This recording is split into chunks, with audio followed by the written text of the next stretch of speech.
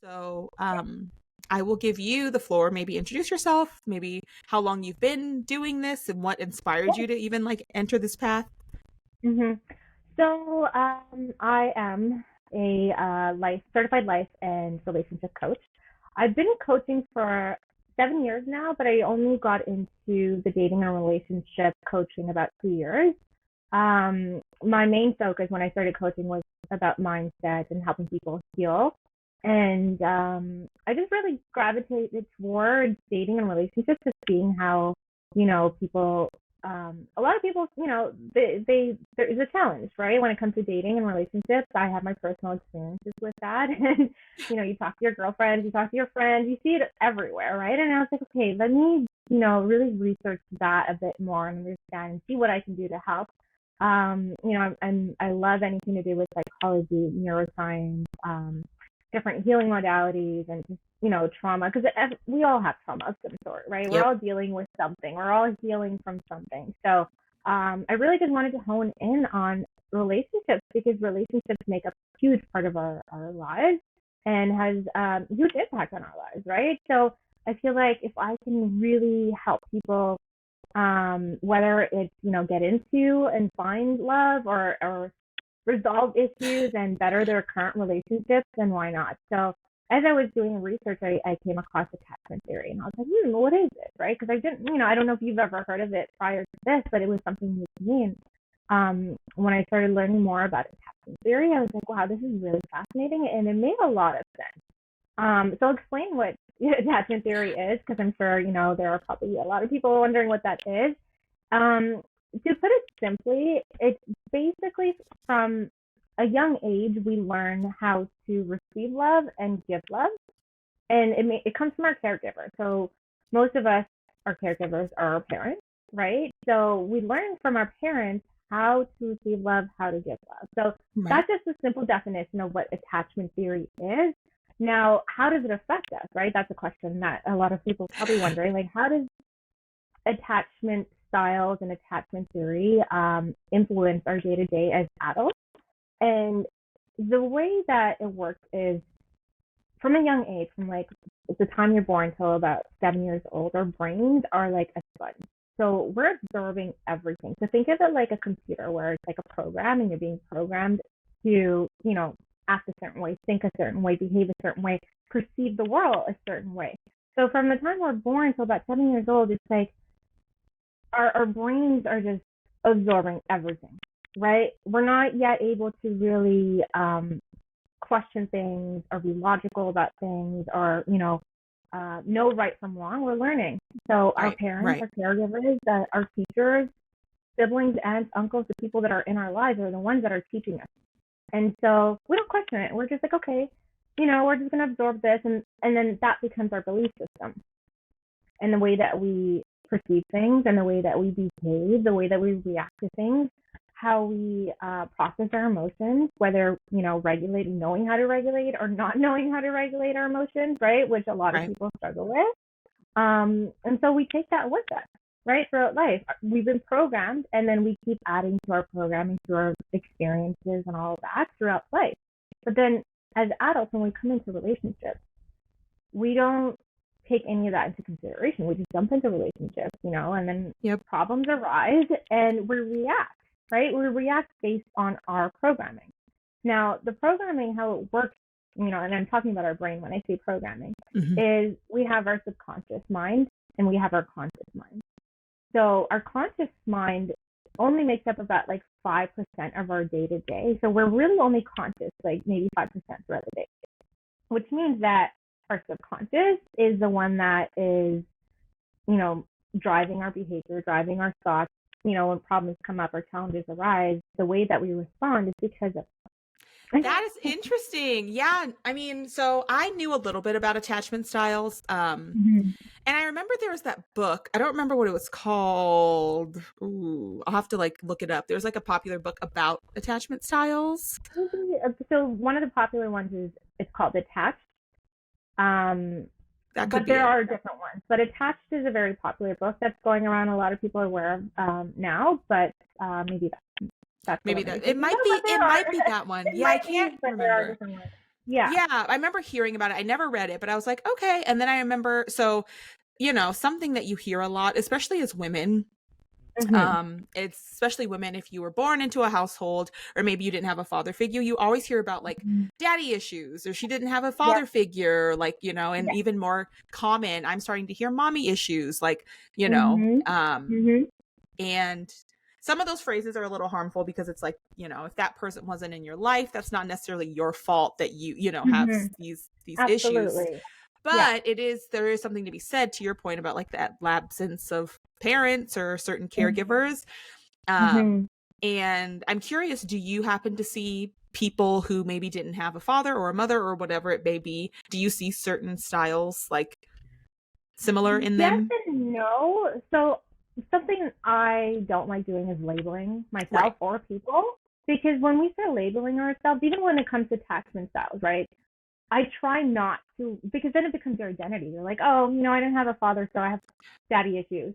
Right. And then you carry that with you in everything that you do, and that becomes a deep rooted belief, Yep. which is negative, right? It And then is. you make that your identity, even if there might not be a lot of truth to it. Yes, maybe, Mm-hmm. you didn't have a father figure growing up, but then you also see people that get into healthy relationships despite that. So, it's a tricky, subject to move through. But to your question, it's it's subjective, right? Okay. Because it's everyone's different. We Yep. have our own experiences. Even if two people have like a similar upbringing, our experiences are always going to be different. So Right. our reality is going to be based, if we view life and everything through the lens of our reality, through our lived experiences, right? Right. So you can have one person who, didn't have a father figure, or both people didn't have father figures, and then you look at them and, there's two different people. There have been a lot of uh, research and experiments done on twins, Hmm. that I forget what the study was called, but basically where they, studied twins that grew up in households and twins that were separated at birth, Oh, and wow. they studied them over years to see. And so even the ones that grew up in the same household, twins, right? You would think, okay, there was a lot of differences between them. Mm-hmm. So that just goes to show that, okay, you can grow up in the same household, say, have the same parents, caregivers, have the same sort of um, programming put into you, but still grow up differently because of the experiences that you experience through life, right? Yeah. So this is why, like, I don't like to label, because there's just so many factors that go into why we do what we do Yeah. and the way that we respond to things. So instead of looking at like, okay, you know, I grew up without parents, or I was adopted, or I didn't have a mother, or I wasn't loved, I wasn't this, because that lands you in sort of like that victim mindset, Mm-hmm. which I don't like. Right? We want to avoid playing that victim card, going, oh, okay. I want everyone to kind of look at, okay, why are you the way you are, Mm-hmm. and then what can you do to change that, instead of deeply identifying yourself with those things and labeling yourself, because then we fall into that victim mindset, and then we just become more and more negative, right? We're like, oh, it's, life is unfair, and yada yada yada. We don't Right. want that. We just want to look at things objectively, and then ask ourselves, okay, what do I need to do to become, more secure, or more this? So getting into the attachment styles, right? So I I want you to kind of talk through each one, and I want to hear like kind of, the synopsis of each one. I did take the quiz last night to be Okay, like, what's my you style? want to share? I do. So, okay, little Okay. background. I took it Yeah. a couple years ago with Mhm. one of my friends who she dates a lot. We were sitting in her car and we took the quiz, and I Mhm. think she was really confident that her results were going to be secure. And I believe hers came out Mhm. to like anxious, and she was like so Mhm. upset. And so then Mhm. I took it and she's like, "Oh, I'm sure yours is I think avoidant." She was like, "I know yours Mhm. is avoidant because Okay. I can be avoidant. I'm very independent. I can be very like hyper independent. Like I don't need you. Like Yeah. I can get there." But I was Mhm. like, I don't think that's it. So I took it and it was secure. And she was like, Mhm. what? And I'm like, Mhm. I guess so. So I took it last night. I like was, and I'm in a different space now. And I was like, I feel like I have more anxiety than I did then. Like there's certain things that are different than that first time I took it. And so I took it last night and it was secure. And I was like, oh, Okay. So, two things that I want to sort of add to that. One, your attachment style is not a diagnosis, meaning like what you just right, said, it took it a while and I thought it was going to change. right. And that's normal, right? Like it can change. But the thing is, we are all four, because there's three insecure attachment styles and then the secure one, right? Hmm. We're all four of them. So it's Hmm. just based on a spectrum. So it doesn't Right, mean you're all anxious and you're not secure, right. right? The second thing I want to add is that you can show up differently in different types of relationships. Mm, So intimate relationships, you show up one way. Friendships, you show up a different way. Family, you show up a different way. true. Coworkers, different. So that's something to keep in mind, because like you can go based on like, this is how I am with like family and friends and coworkers and totally chill. I think I'm so secure. And then you get into an intimate relationship and you're like, WTF, like why am I so anxious?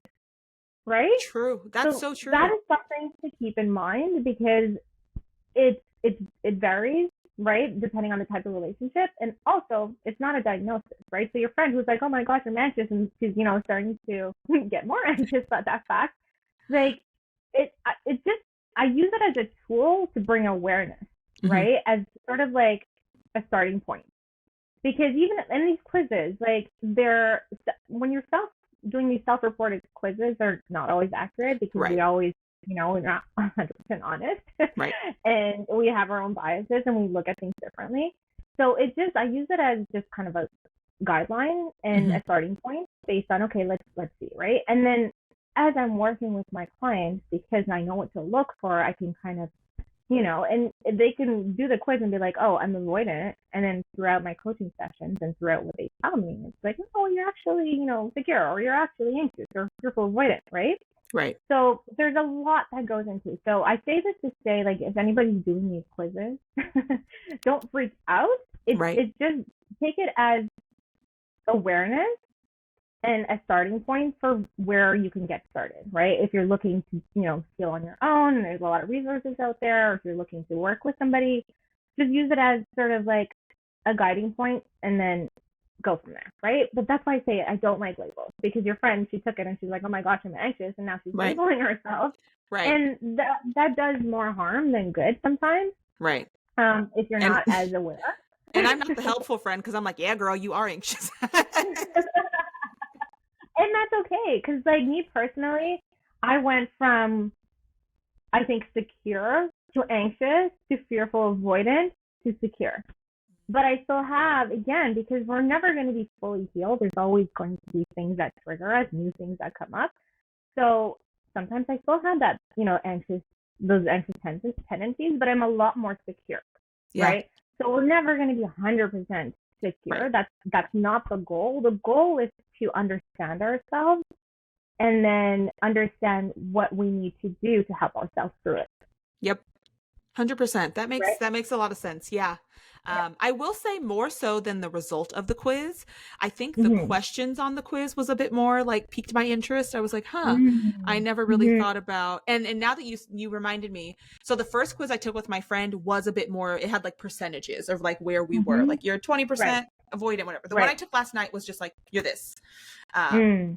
but the one I took last, I do remember it like kind of had that like spider The web different, map yeah, of like where you, yeah, yeah, where you land. But yeah.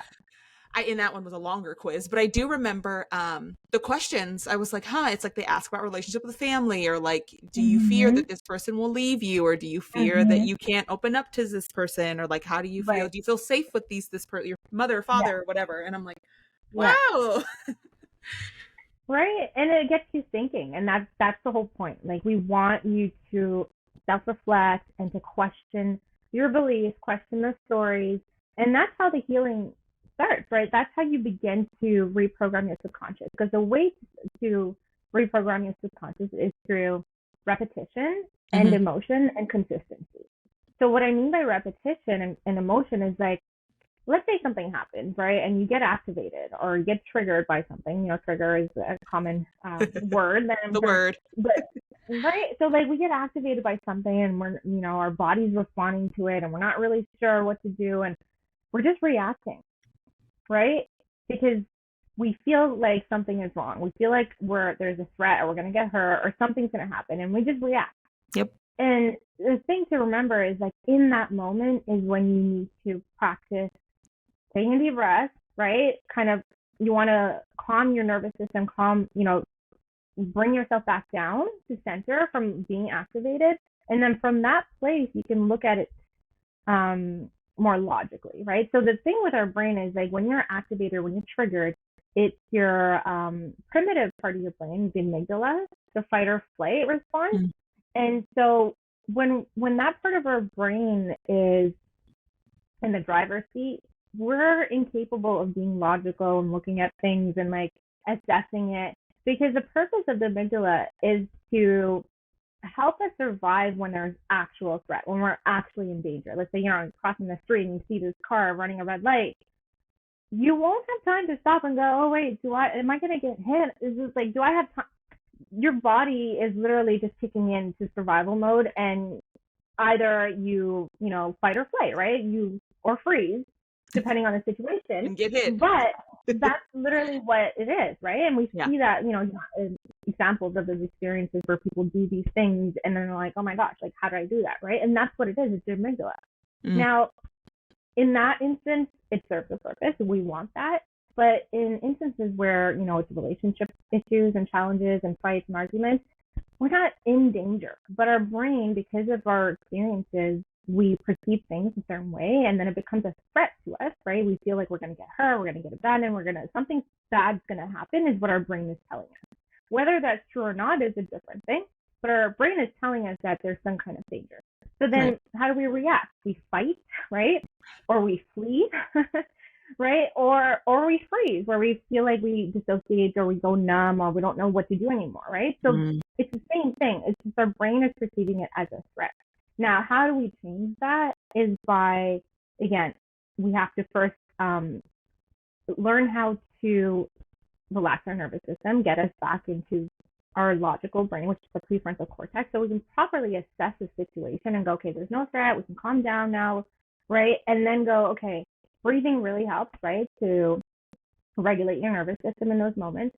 And then you can question the story that you were telling yourself when you got activated, right? Somebody, let's say, like, you didn't hear back from somebody for a few hours, and this is where the anxious attachment style, you're like, oh my gosh, right? Every scenario goes running through your head. But in that moment, what you can do is really start questioning the story. Okay, is the person not, responding because they don't like you, they're going to abandon you, they're going to do, which is what automatically start thinking as an anxious individual. Mm-hmm. Or are they caught up with something? Or did something happen where they're not able to respond right now? Or their battery died or something, right? Right. Because those are also possible scenarios. But we're not really going there. So this is where you train yourself to question your story and look for evidence to support your story, right? So if your story is that the person's not responding to me, it's been like 4 or 5 hours, they're going to abandon me, they're going to leave me, they don't like me, they're just using me, they're just whatever. Those stories, you want to look for evidence of whether that's true. And more than likely, it's not. Yeah. And that's the hard part, is to challenge your brain and convince yourself that that's not actually true. Yeah. Right? And because we want to hold on to those stories, because in a way it makes us feel safe because we're familiar with it. And we feel safer thinking the person's going to leave rather than thinking, oh no, maybe they're just, caught up with something and they're just unable to get their phone, right? So this is the tricky part, is to go, every time something like that happens, you want to question the stories, challenge yourself to look for evidence to support those stories. And then more than likely, you're going to realize that it's not actually true. Or you have to start believing that that's not true. Yeah. Right? And it's harder for us because we don't want to believe like, oh, maybe that person's actually genuinely just busy and they're not able to get back. And it doesn't mean they're going to abandon me. It doesn't mean they don't like me. Right? But when we start doing that, that's how you become more and more secure. Right? Because I don't know, like as somebody who, is more secure. Do you go through similar things where, if somebody doesn't respond, do you immediately go to the worst case scenario, or do you kind of like It's look hit at or both sides? miss. It's hit or miss. It's Mm-hmm. one or the other. And because I don't know, again, I feel like with relationships or dating, I'm also busy and like also doing my own thing. And like, I have like, if I don't text you back for hours, it doesn't mean I Mm-hmm. don't like you, but sometimes it does. So it's like, then I have that. Yeah.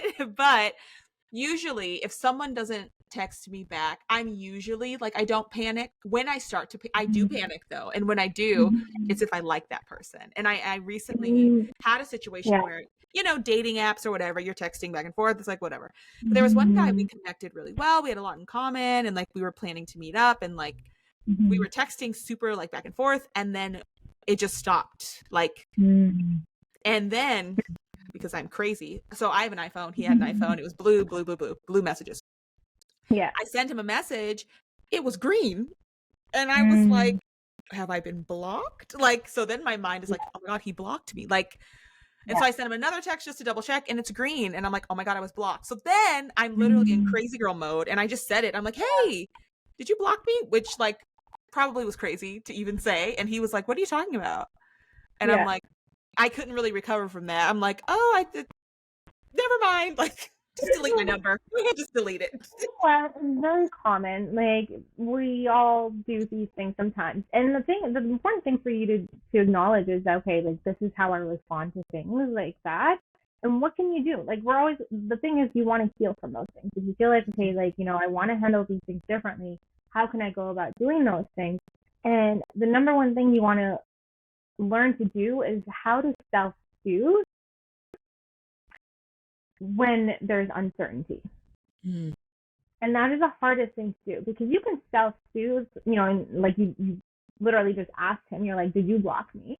Right? Because that's like the quickest way to kind of get your answer, because there's uncertainty. You want certainty. That's just the way the brain is, right? If there's uncertainty, we freak out. We're like, anxious. We want certainty. So what are we going to do? Right? We're going to ask somebody but if you can learn to self-soothe when there's uncertainty, and not hearing from somebody, not getting an answer, and still being okay, that is literally where you want to get to, because Yep. then you're in your power.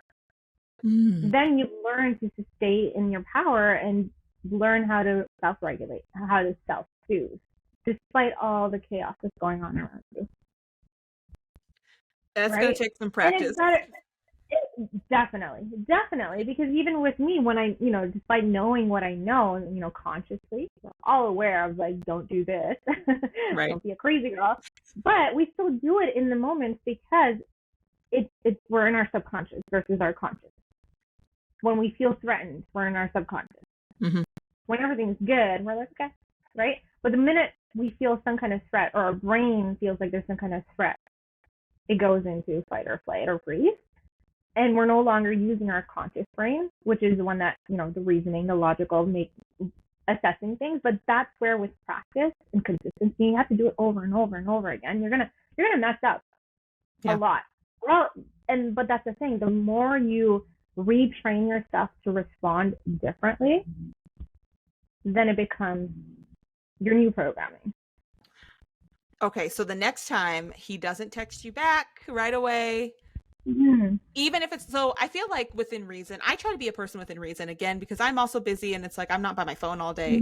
But Mm-hmm. I feel like we all have that window where we're all like, yeah, he's at work, like a couple hours, but then we all have that like hour after that we're all psycho and we're like, okay, it's been 6 hours. Like, what, so do we just start practicing like, hey, it's been 4 hours, whatever. Okay, then that 6th hour hits, you still have to be like, whatever, he'll just text me back. I don't. So there's obviously, like, learning how to communicate, and that's like another subject that I cover, is learning, because I feel like in our generation we just don't know how to communicate. We Nope.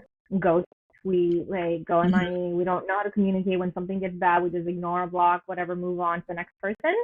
And we don't actually deal with the issue or sit down and be vulnerable. And so that is something, like, if you want, like, a genuine, healthy relationship, which a lot of us want, then you have to do the things that you don't want to do, which is sit down and be vulnerable. Yep. But it starts with understanding yourself and going, okay, When I don't hear from you for, let's say, 5, 6 hours, I start to get worried. And it takes a lot to be that vulnerable with somebody because you're like, oh my gosh, they're going to think yada, yada, yada. But if this is your person, then they're going to understand. And if True. you can't communicate with somebody, then that's not the person that you should be entertaining anyway, right? I So agree. learning how to communicate. But then a part of it is self-soothe, but then also communicate with the person what your expectations are, right? And it's like, I would love to hear from you, or like, if you know you're going to be away from your phone, just let me know. So like, so Mm-hmm. that you can do what you need to do, focus on yourself, focus on your life. So it's kind of like you have to find that balance of like learning how to self-soothe when you don't hear, but also communicating with somebody so that they're aware and helping you heal. Because part of the healing happens in relationships, right? It's not Right. like you're going to be 100% healed and then the minute you get into a relationship, everything's going to be perfect because you don't know how you're going to, what the dynamic is going to be with that person. And so part of the healing happens with the other individual, but the other person has to be equally as self-aware and emotionally intelligent and being Mm. able to communicate, Yep. right? So finding somebody who's also, working on themselves is helpful because then you can kind of help each other, Yeah. and the other person knows themselves and why they do certain things, and they can tell you, hey, like, and the dynamic that shows up a lot is we see a lot of anxious people with avoidance. Oh. So, and it makes sense why, because like imagine two anxious people together or two avoidant people together. It's very rare that happens. Right. So the dynamic that's very common to see is an avoidant with an anxious, or avoidant with a secure, or an anxious with a secure. Mm. I already mentioned the three insecure ones. So we have the anxious, we have the avoidant, and then we have the fearful, also known as like the disorganized. Mm. So the fearful avoidant. Basically, what that is it's a mix between the anxious and the avoidant. So someone kind of has like similar traits of both. Okay. Um, so the anxious, how does that come about from childhood, right? It's basically, they dealt with like a lot of like inconsistencies from their parents, caregivers. So there was always that feeling threatened, like, okay, they're going to abandon me, or their needs weren't met. So they're always like scared, right? Mm-hmm. That they're not loved enough, that they're not good enough, that they're not enough, right? And so you're constantly looking for reassurance that they're not going to leave you, that you're worthy, that you're lovable, that you're this, that, right? And so you're just always anxious.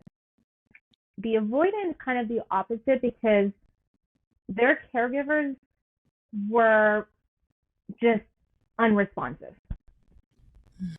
right? So they're like unresponsive, like more consistently.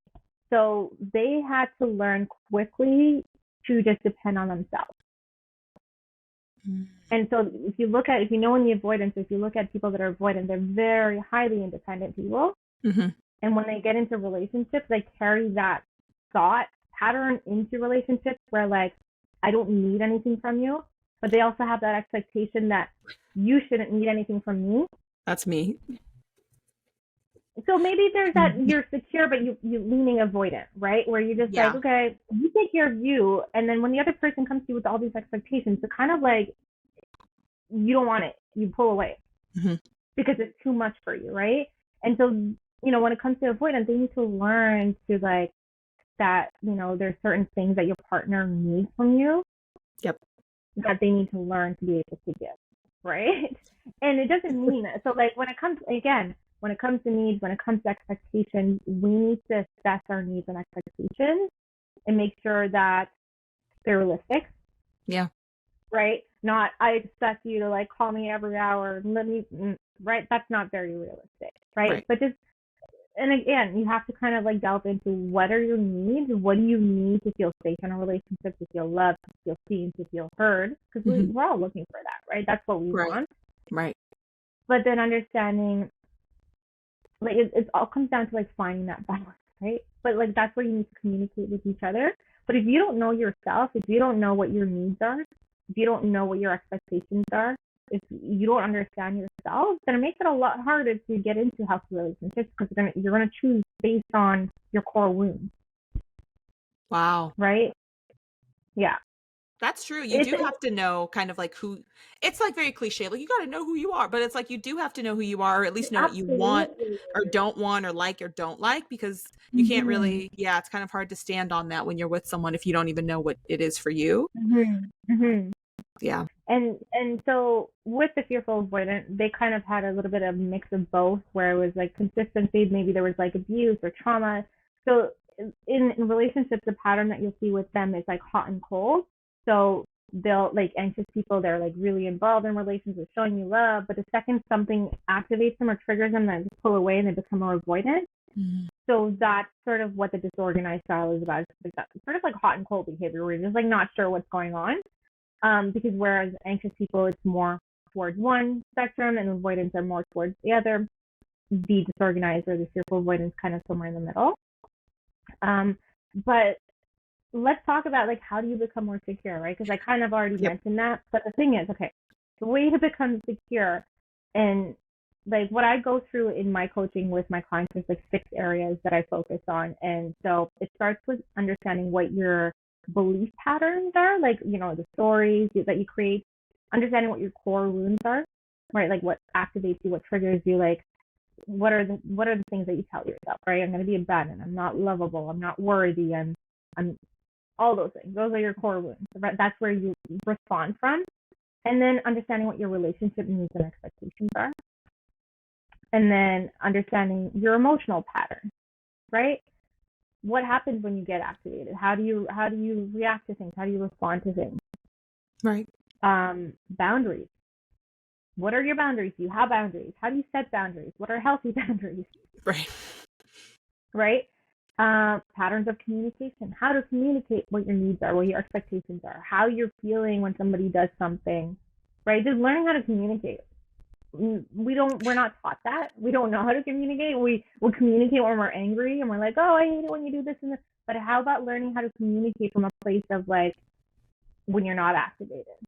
Yep. Like letting a person know from the get-go, because a lot of times we get into relationships and we're too afraid to go, this is what I need from you and this is what I expect and this and that. A secure person has no problem with that, because they're like, if the person can't deliver what I'm looking for, that they're not the person, they'll move on. Right. An anxious person will be like, oh, you like me, okay, you're my person now. Right? We don't care if they're what we're looking for. As long as somebody likes us or is giving us attention, we tend to cling. We just choose that person and cling to it, Okay. right? Because as an anxious person, our core wounds are I'm not enough, I'm not lovable, no one's gonna. Right. So, like anybody giving them attention, they'll be like, oh, they like me, I'm enough, they love me, and then it's almost like they're waiting to be chosen, and then they just take whatever they're getting. Yep. Mm-mm. Right? And we see that a lot. We see that a lot. And then so the other thing that I also help is through learning what your coping mechanisms are, and what coping mechanisms and behaviors, and understanding that. Right? So to become secure, you kind of have to go through all of those things and understanding. So that's why I say you have to actually know yourself. You have Yeah. to know the stories you tell yourself when this happens. You have to know what your needs are, what your expectations are. And something I want to add that's very important to remember is that yes, you have relationship needs and expectations, but you have to first and foremost learn how to meet those needs yourself. Mm-hmm. Because you can't. Because it's kind of like I like to use the theory of like the cup. Your cup has to be, you have to fill your cup kind of thing. Mm-hmm. We talk about self-care and filling your cup. When it comes to needs, if your cup is empty and you go to your partner and you're like, fill this cup with this need, that's a lot to ask from the other person, especially not knowing the capacity that they're in, right? Right. So identifying what your needs are and then going, okay, where am I at? What can I do to fill those needs first? And then seeing, okay, am I good or do I need more? And then you can go to your partner. But a lot Smart. of us skip that step and we're like, I need this. Give me this. Yeah. Right? Or where it's an avoidance, they kind of are better at this because they know what their needs are, because they had to learn how to take care of themselves. Mm. What Right? about fearful? What about someone like with the fearful attachment style? The fearful, that's a tricky one. So that's where you have to kind of go through each one of those things, understand what your stories are, your beliefs are, and work through it. So it's going to be very similar to avoidance and anxious because you're a mix of both. So that's where you have to learn about those things and then identify what your needs are.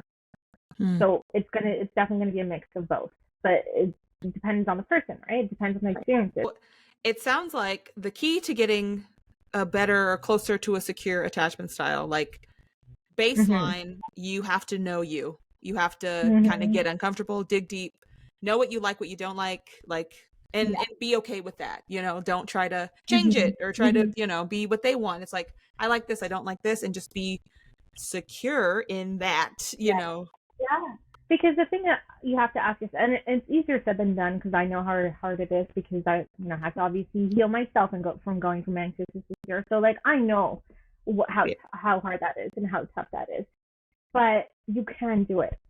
Again, it takes, you got to really make time for yourself to work on those areas, and it's gonna happen, but you have to learn to be compassionate and not put yourself down, or be kind and loving towards yourself, because you're trying to undo this programming that you probably lived with for like 20, 30, maybe 40, 50 years, right? And that's not easy to do.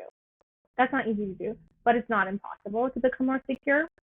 Um, but it does take work, and it's just recognizing, it's just becoming more self-aware, and understanding why you do what you do, and it's as simple as that, but it's challenging to do, for sure. I'm not gonna sugarcoat it. I'm not gonna say, oh yeah, it does take time, but it's not impossible. It's not impossible, you're right. And it's just about taking those baby steps. And I think, like you said, something for me working on some of those more anxious moments, it's like, talk yourself through it. When you notice yourself getting a little cuckoo, be like, okay, like take a deep breath, like, and like kind of set yourself back and be like, this is not that. It's not whatever story I made up in my head. Like, just take a beat and just catch yourself in those moments is really all you can do. And the thing is, you can ask yourself, okay, what is the worst case scenario? Let's say, okay, you learn to self-soothe when somebody's hasn't responded in a few hours, and you're like, okay, maybe it's not what I'm thinking, maybe they're just busy, maybe this. Okay, but what if on the flip side, it is what I was thinking? Yeah. You have to ask yourself, okay, and then what? What are you gonna do? Right? Because you can't live life trying to control things, because even if you're in the happiest, healthiest relationship, something is going to happen, and we're not mind readers. We can't predict the future. We don't know what's going to happen, but we can help ourselves by preparing ourselves for moments where things do happen and it's out of our control. But at least we're in our power. So like, if our belief that this person doesn't like me anymore. Okay, cool. They don't like you anymore. What are you going to do? Yeah, it sucks. But are you going to try to convince them to stay? Right? Are you going to stress yourself out worrying, oh my gosh, did they like me? Did they not like me? Why? Like, learning how to self-soothe and stay in that of like, whatever happens, I can deal with it. It's a lot better than being anxious and worrying and going crazy and like doing all those things, because you don't feel good about it after. Yeah. That's so true. Right? We don't feel good about it. So learning how to self-soothe and going, okay, you know what, I'm just going to give this the benefit of the doubt. But if it turns out that this person is actually, trying to ghost me or doesn't like me anymore, doing something that is our worst fear, we can deal with it. And we're better off, because why would we want to be with somebody like that?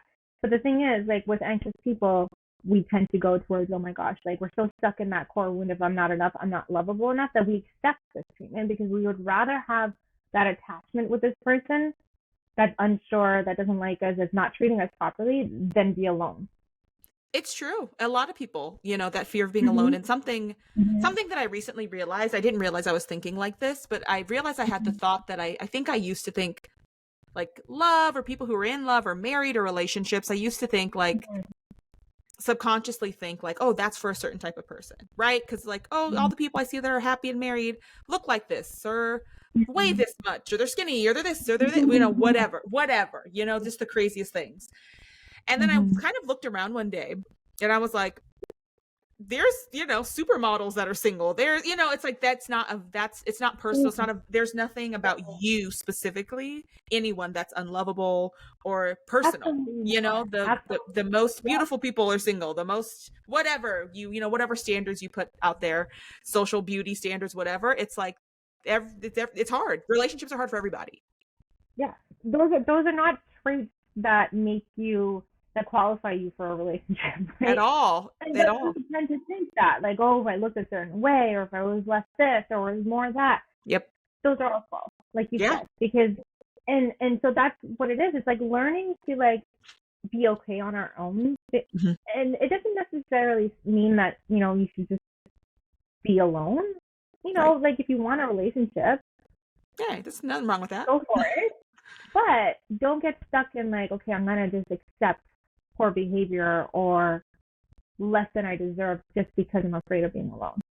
I'd rather be So alone. and that right, and it's not the worst thing. If you set your life up in a certain way where you love what you're doing, you're making good money, you have good friendships, you're traveling, you're doing all these things, then that's just, like having a good relationship just becomes like an added thing. Because if you look at it, relationships are really just about like maybe 10, 15, 20% of our lives. But a Yeah. lot of us just tend to give like relationships like 80% of our focus True. and neglect everything else. There's something called the wheel of life, and it's just basically like the different categories of our life. So, Mm. like relationships, finances, spiritual, family, recreation, all of those things. And it's important to kind of have like a balance in all of those areas, right? You want Yeah. to make sure that you're doing the things that are important to you, not just focusing on one thing, neglecting the other.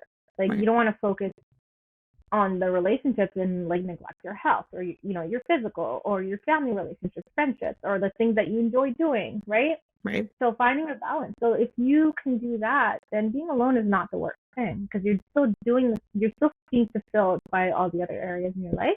And so just remembering that relationships are just, and I'm talking about intimate relationships because obviously we have like the family and friendships, but intimate relationships just make up maybe like a fraction of our life, or they should, Yeah. right? We should just give it so much focus. But because we give it so much focus, when it doesn't go the way we want or doesn't, we're left kind of like questioning who we are, what we're supposed to do with life next, right? When a relationship ends, a lot of us are kind of like, oh, what's next? Because they've been putting all of their time and effort, energy into this relationship and neglecting everything else. That their identity was that relationship. Mm-hmm. And now they're like, I don't know who I am. I don't know what to do next. Right? So Yeah. yeah, I mean it's a lot. It's a lot to think about and it's a lot to cover one single podcast. But if I was to give like a couple of takeaways, it just to simplify things and not overwhelm people, just start with learning what your needs are, like learning about your core wounds, learning about your belief patterns, like the stories that you tell yourself when things happen. And then from there you can build. You can build on like learning the communication styles, learning how to cope, right? Learning how to set boundaries. But it all starts with kind of understanding yourself, understanding what programming you're dealing with, Yeah. right? So Yeah. that would be the starting point. Get to know yourself, starting point. Get to know you, and it Mm-hmm. will all fall into place Yeah, eventually. But I mean, eventually. life is meant to be up and down, right? Like True. we all go through it. Like you said, you never know. Like somebody can, portray like the perfect relationship on social media, but you don't know what's happening behind closed doors. So like just understanding that and being aware of that and catching yourself so you don't fall into social media's, leading us to believe, because a lot of us get caught up in that and then we're like, oh my gosh, I should have this by a certain age, I should do this and that, right? No, just look at your life and what you want, Mm-hmm. and just ignore the noise and ignore like what's happening on social media because a lot of it's false anyways. True. And just really get to know yourself, and that will lead to a happier life because you're doing things for you because you actually genuinely enjoy doing those things, rather than comparing this to like some other girl who's living her life a certain way and you're like, oh, I want that, when deep down you probably don't, right? You probably don't, and you don't know what it took for her to get that, or what that looks like you said, behind closed doors. Like you don't know what's going on. Exactly. Wow. Exactly. Yeah. 100%. Yeah. So just get to know yourself and don't compare. That's like the best advice ever. Best advice. I know it's better. It's easier Yeah. said than done, but definitely I think this starts with really understanding yourself and like what it is that you need and want. Yeah, Yeah. I love that. Well, thank you, Angela. That's all I had for you. That is so great and so helpful. I'm sure all the people listening, they've thought about their attachment styles, or they know maybe they fall into one, or maybe they don't. Maybe this is like new to you. You've never heard of an attachment style. And maybe this is like good. Like maybe you can now get to know more about yourself if you're listening. Yeah, Where can the people reach you and find you? Yeah, absolutely. So these days I'm mainly on Instagram. So my handle is the secure adult. I am on TikTok. TikTok. I haven't been as active on that, but I am working on some other stuff. My website is currently under construction, but that will be up and running. And I have like a few resources and digital products that I'm working on to make it easier for those that want to work on their attachment style. So stay tuned to that. But if you want to reach out or you have questions, then on Instagram would be the best place to reach me. Lovely. That is awesome. Well, thank you, Anchelaa. It's been a pleasure learning about attachment styles. I'm going to work on not panicking when I don't get a text back. I'm going to start actively being like, okay, calm down. Thank you. Thank you. Okay. Thank you so much for having me on your podcast. It's been really nice chatting about it.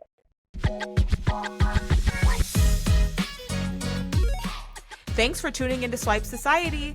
Please rate us and leave us a 5-star review on Spotify and anywhere else you listen to this podcast. If you're watching us on YouTube, please like, subscribe, comment, and share. If you're not already, please give us a follow on Instagram at Swipe Society Pod and send all questions and inquiries to hello@swipesocietypod.com. Don't forget, we drop new episodes every Wednesday. Chat soon!